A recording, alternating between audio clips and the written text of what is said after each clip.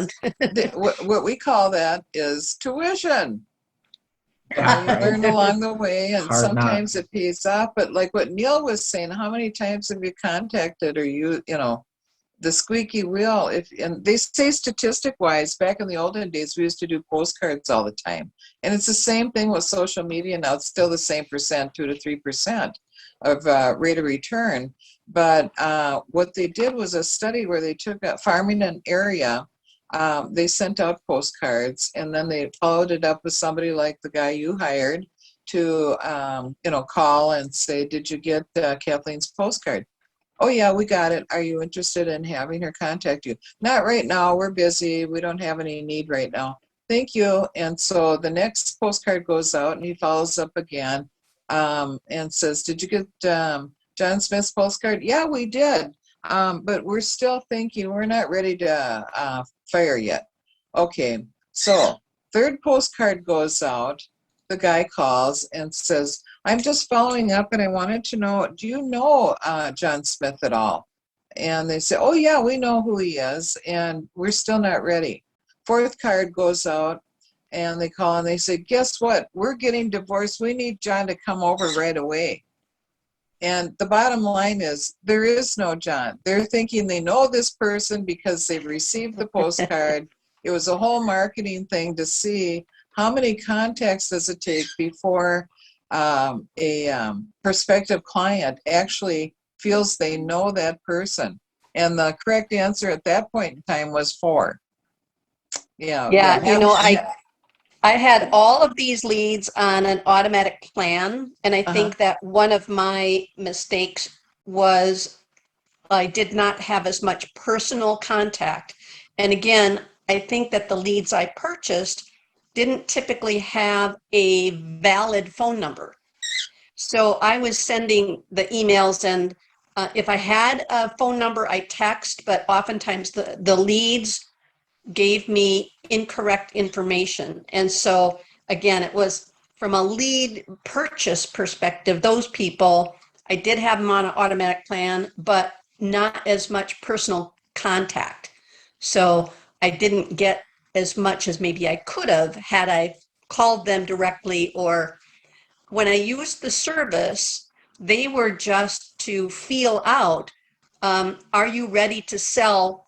Kathy will contact you. That's what my service had done. And then those were the only people that I talked to face to face. So anyway, they would be considered a warm lead then, right? I think so, yeah, because I had pre-qualified them with that service. But the other leads I got were really electronic. And then I put them on my CRM, put them on an auto plan. And so, and they didn't pan out to anything. Pardon me? Where did the leads come from? Market Leader, a geocaching service, which drove leads to my website, which then alerted me. And then I stuck them in my CRM for auto plans. How many times did you have your picture on the capture? Always. I always did. I'm not sure what you're on the capture. I'm not sure what that means. Well, whatever form, like a postcard or an email or a text. Yeah, I always do. I always have a common signature, and it always includes my picture. So anyway, that was just a tidbit. You know, everybody has to do their own thing, but that's what I learned. Well, now we're learning from you. I'm saving the 25 grand, Kathleen. Hey, I have a question for this group. I'm aware of a lakeshore lodge with cabins that is up for sale. It's a great little spot on a premier lake up north. And do you have recommendations for how? I mean, I'll advertise it on Facebook. I don't own the listing. I'm just looking for a buyer who's interested in it so that I can help in the buying transaction. And I know the people who own the lodge. So I'm just wondering what your recommendation is for how I would find buyers that I could attract that might be interested in that property? I'd stop at the bait shop, the local bait shop up there. Good idea. There's a lot of action at the bait shop. Plus, There they sure get their is. worms there, and yeah, it's amazing. It's sort of like the old-fashioned barber shop. You go to the bait shop and you learn all sorts of stuff. Who wants to sell their motor? Or who needs their motor fixed? Or whose Wow. girlfriend has run off with a neighbor? Or all sorts of stuff. Any other ideas? Maybe the local Hi. coffee shop. I don't know if Drizzy is able to talk, but she's got her hand raised. Dr. Lizzie, you can talk. Hi, Lizzie. Lizzie. We can't Go for hear it. you.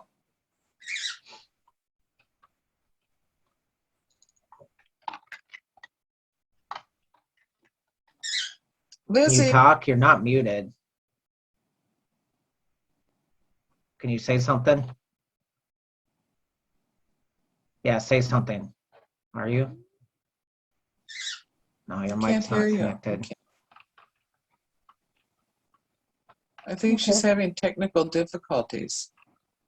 We can't hear you, Liz.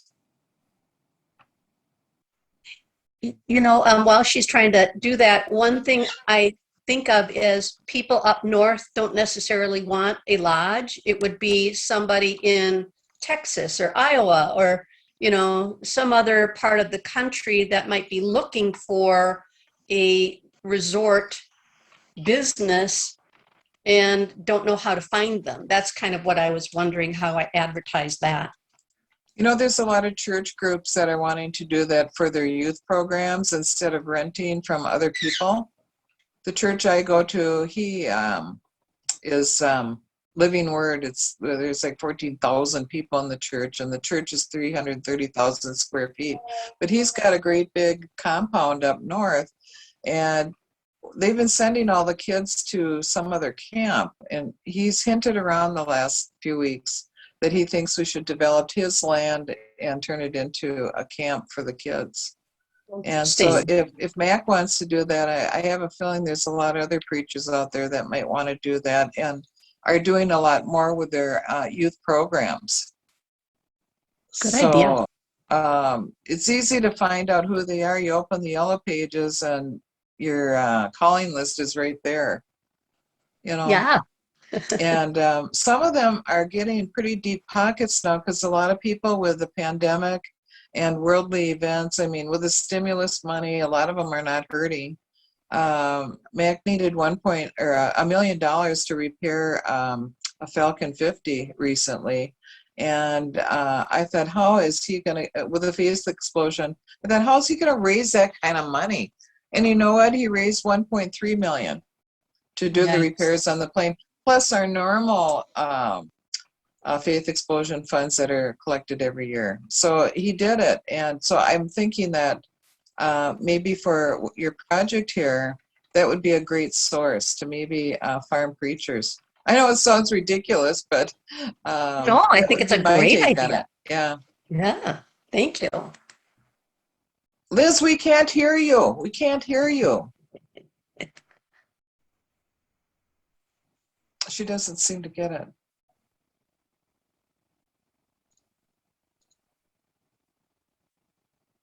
You have to try a different device or something. Call Neil's cell phone. He can put her on speaker. There you go. Oh, now maybe she's gonna try something here.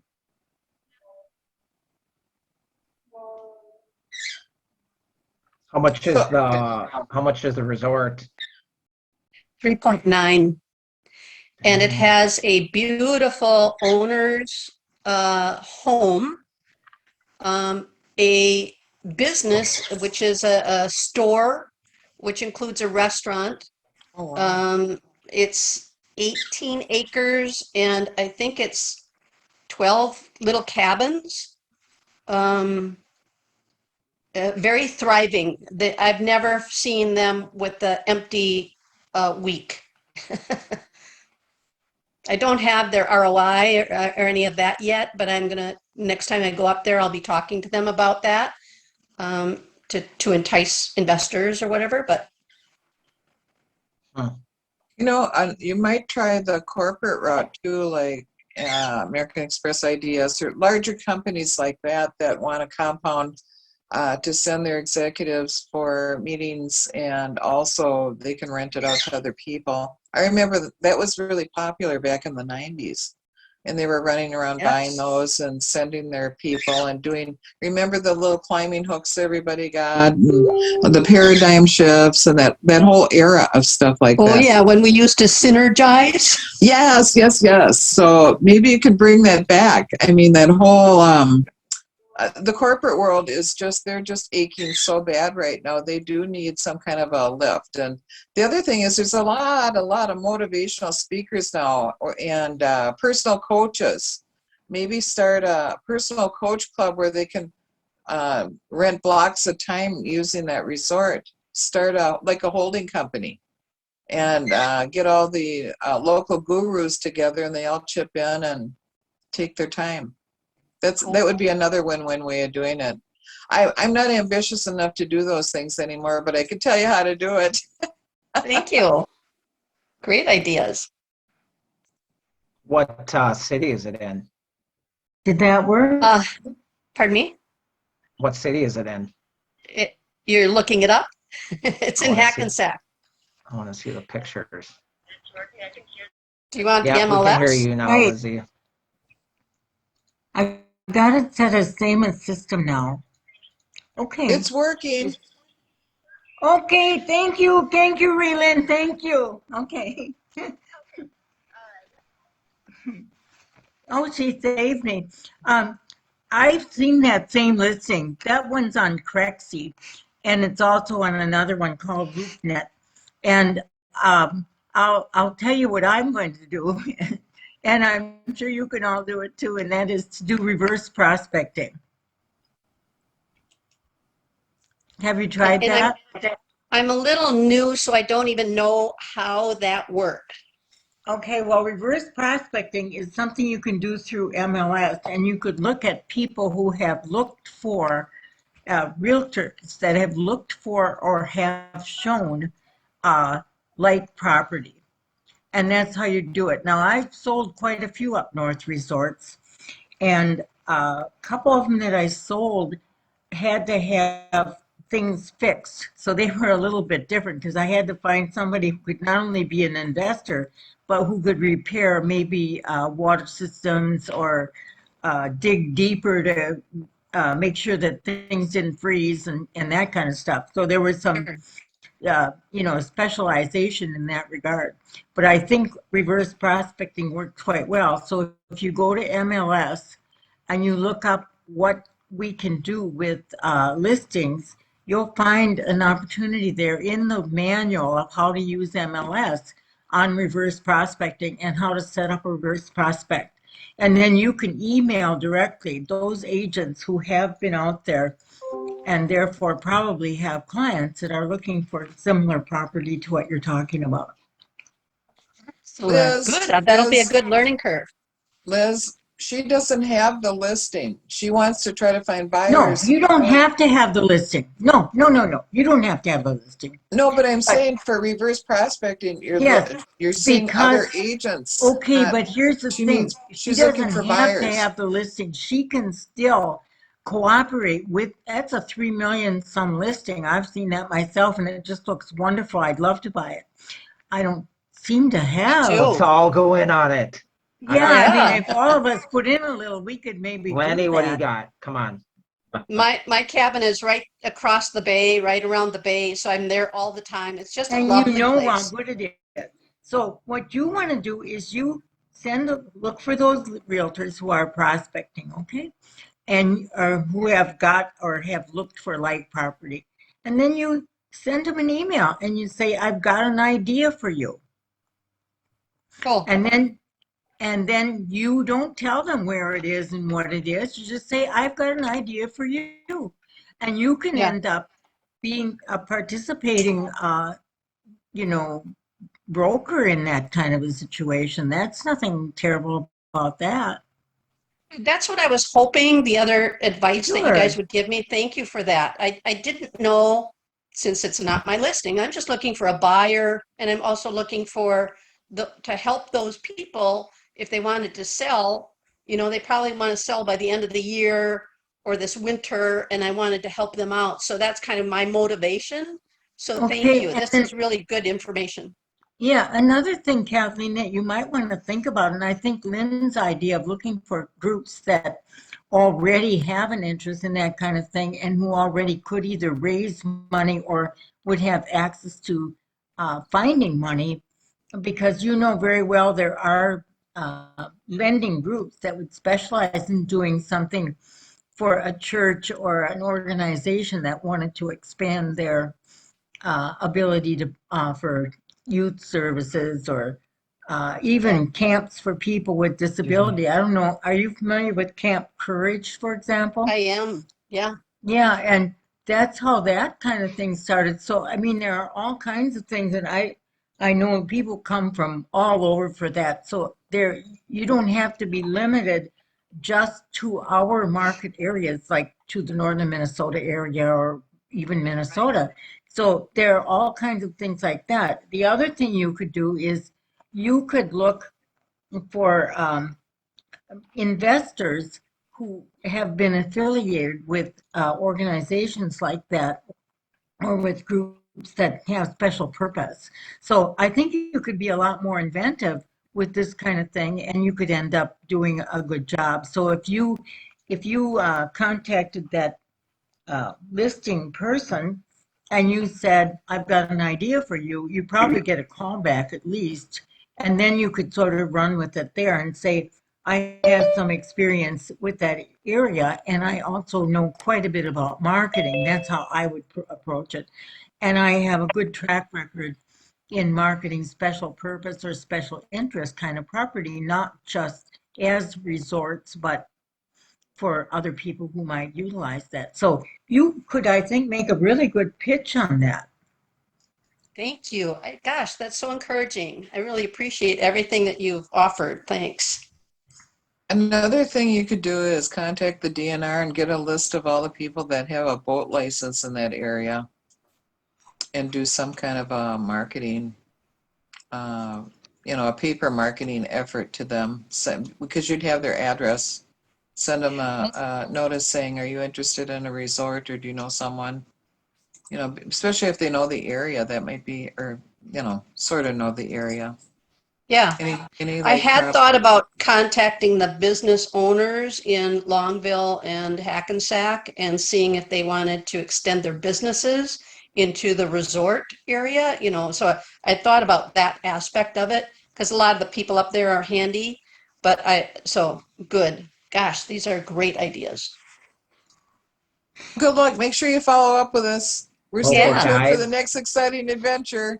find some Yeah. guides maybe, fishing Yeah. guides, Yeah. Good. see if Another they good know idea. anybody. I mean, they get a lot of clients that come up with money, Exactly. Another great idea. Augment their guiding business. or if they want to buy it. Looks pretty sweet.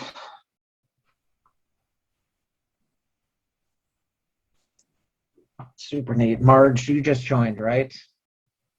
Believe. Yep. Yes, She wanted to did you talk see about my something. text? I Did you did. see my text? Well, so this guy reached out to me, and the reason I felt like it was safe company, like a real deal, was because the owner had gone to Augustana College in Sioux Falls, where my mom had, so in South Dakota. So I felt like at least they're trustworthy. But it's a TV show and lead generation thing, and it was $400 a month. And and it was a big area. It's a lot of zip codes. This area covers. There was one Stillwater Bayport, and that might have been a little bit more, but the other one was more South St. Paul, West St. Paul, the area I live in, South Maplewood, and some Egan zip codes. And I thought for $400 a month, it seems really worthwhile. But you know how I'm always, that's not an area I do a lot of business in. And since I'm trying to spend money on my business, on my other business, not real estate, I'm not really looking for clients, but I didn't know if somebody does a lot in that area and might be interested in the info, because the show's called The Negotiator, and they have a little, a preview online. And anyway, you're not on the show, but it will click during the show if you want to put in your zip code for the area you're looking or you're selling in, and we'll hook you up with the local negotiator. That's the pitch.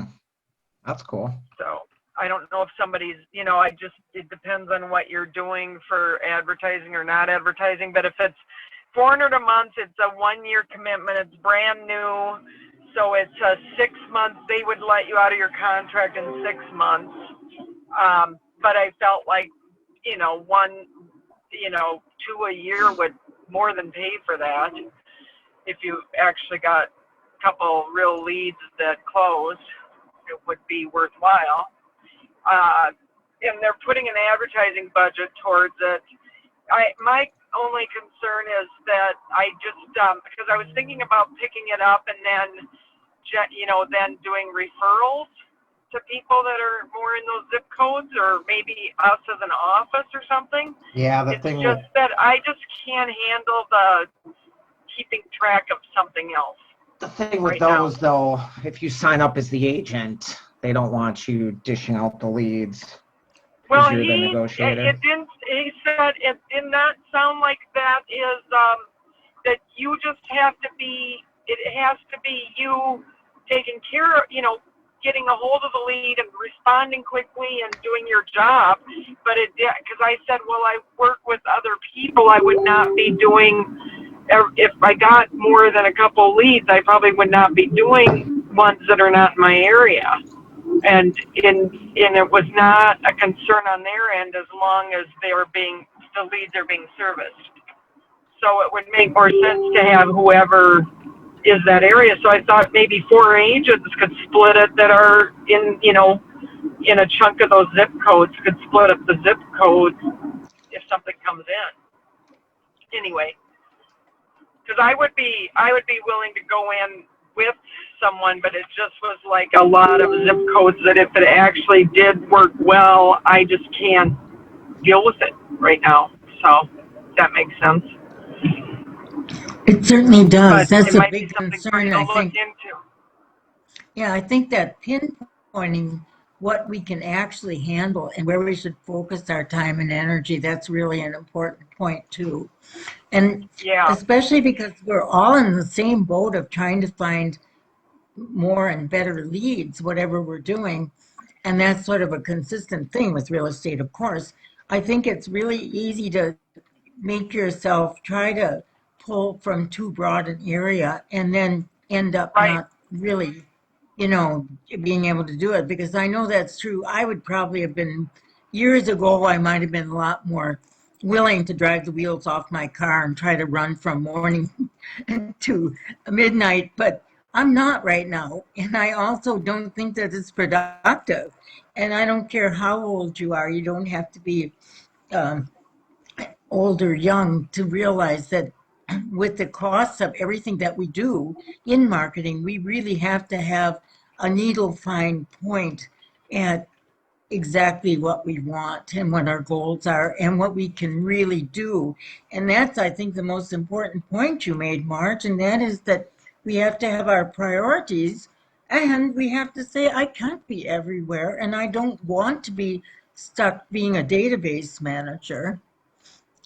Right. So you're really right on with that, I think.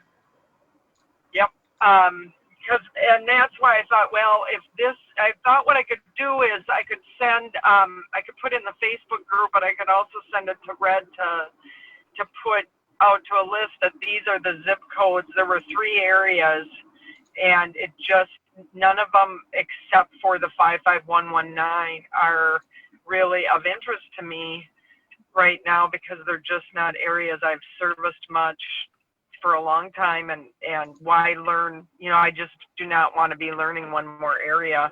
And I think, yeah, I'm like you, like you'll do better with less ground to cover. So thanks. That's what it's about. That's cool. You know, I think one of the keys to all that we're talking about this morning is the fact that right now, the idea of leads, how do you find them and how do you service them, has changed so drastically for most of us. And just the fact that we don't get what Lynn was talking about, we don't get the kind of just here and there type of opportunities to have a face-to-face encounter with someone. We don't do it socially. I mean, I've met people in the sitting on the patio waiting for a friend at a restaurant, but we're not out there at restaurants waiting for friends anymore. And we aren't just having casual talks. One of the best clients I ever had as an investor, I met because I went to a free concert down in Wayzata where I lived. And I just happened to fall into conversation after the conference or the meeting, and then we later set up a business type conference, and I ended up with a very good 5-person investment group. But we don't have that. We aren't going those places. We're not falling into casual conversation, even in the grocery store line and things like that. We're concerned about muffled behind masks and keeping 6 feet between us, which does not really promote the kind of encounter that we've always thought about as the warmest kind, where we meet someone, they see our face, we see their face, we key into something that creates an excitement in them, and we can say, yes, I could help with that. So we have to somehow find a way to be a yes, I can help with that person. So maybe what it takes is I don't know if it's a matter of something like what Marge was doing. Maybe sometimes it takes reverse prospecting. Maybe it takes digging deeper into sources we have for people that we know are already trying to sell and couldn't. Like we've talked about soliciting the people who have canceled or people whose listings have expired, all of those kinds of things. And I don't think I ever spent a whole lot of time on that in the past. But right now, maybe those are the kind of things we really have to be open to and say, okay, how do we come up with a way of saying, I can help you? Because that's basically what we're trying to do. You want something, you need something, I can help you. And if we can put some muscle behind that, we got it. Well, partner with somebody who's not afraid to go out. I mean, I'm not living like that at all. I'm sorry, but I'm really healthy and I'm not having a problem with staying inside and all that. It seems like that's a great opportunity with somebody who knows how to look up listings and do prospecting and all that, to partner up with someone else to be more of a face and someone that can take people around. And I'm sorry, but that is, I was at the fair. It was great. And if anybody thinks the world is not diverse, has never been to the state fair, because it was super diverse. Well, I'm not thinking so much that I'm afraid to go somewhere, but I'm thinking that people in general aren't out there in quite the way that they were. And many of the buyers that I have are certainly out there, and I'm certainly taking them around. But I'm also finding that we don't have the number of places to look at, and that when we get there, they're already sold before we even get the door open. So that has been a problem. Now that is slowing down somewhat, but I'm not seeing a ton of medium priced listings coming on the market either. That's true. I'd like to Yeah, go ahead.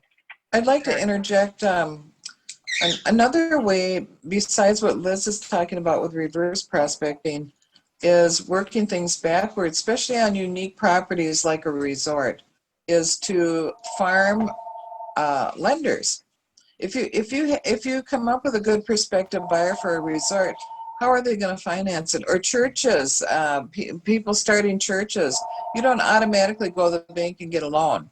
there's special lenders that handle those kinds of situations. And if you find them and tell them that you have a really good property and that you're looking for buyers, do they know anyone? A lot of times they'll have a list an arm and a leg long of people that are interested in buying a resort and wanting to get it financed. They're a great source and they're more than happy to help you because they want the loan. So I just wanted to mention that because that's worked for me in the past when I was real ambitious. It worked really well. You could develop a rapport and then all of a sudden they're calling you. They say, hey, we got a live one here. They're flying in from Houston today. Can you meet them at the airport? You don't get those calls every day if the lenders don't know who you are. So True. give it a shot. I like it. What I guess is really an interesting thing. I think over the last few years, many of us, and that part of my point, Marge, not that I personally am afraid to go out and talk to people because I'm not, but I think the other people are afraid to be approached. That's more my point. But the other thing I think is that when we get more inventive and dig down a little ways into where are the people and how do we put people together, and that's why I say, for instance, the whole idea of how to market something and how to use tools like reverse prospecting or other kinds of things where people have had that kind of stuff. I know many times you can find people that because they have kids who are swimmers, they want a swimming pool property when most of the people you talk to say, how much would it cost to fill in that darn swimming pool? You know, that's the kind of thing that we know happens. So I guess there again, it's like picking something, and I've been trying to use Remind in that fashion to try to find people who might be prospective sellers because of how long they've lived in the property and what's going on in their neighborhoods, things like that. So I think we just all the way along, the whole point here is you think, what do I know? What do they want? How can I put that together? And Lynn has mentioned a number of things. What does she know? She knows how to approach lenders. Uh, she knows how to sit in the bait shop and chat with people. And we all need to know how to do that. And I'm sure we all know how to do that part really well. So now if we can dig down just a little bit farther and say, okay, how do we use public information, for example, like our tax rolls, so we can see who's lived in a neighborhood a long time? What neighborhoods look like they're kind of due for a turn, because we know that the demographics tell us most of the people that live there are beyond 60 and they've got all their kids gone, long gone from that school district. And we know that there are younger families who want to get into those premier school districts, whatever they are. So I think those are the kind of inventions, if you will, and they're not really inventive at all. They're just a matter of saying, what do I know? What do they want? And how can I get them together? Yeah, that's a good point. Got to be creative. It's definitely the age of creativity and being resourceful.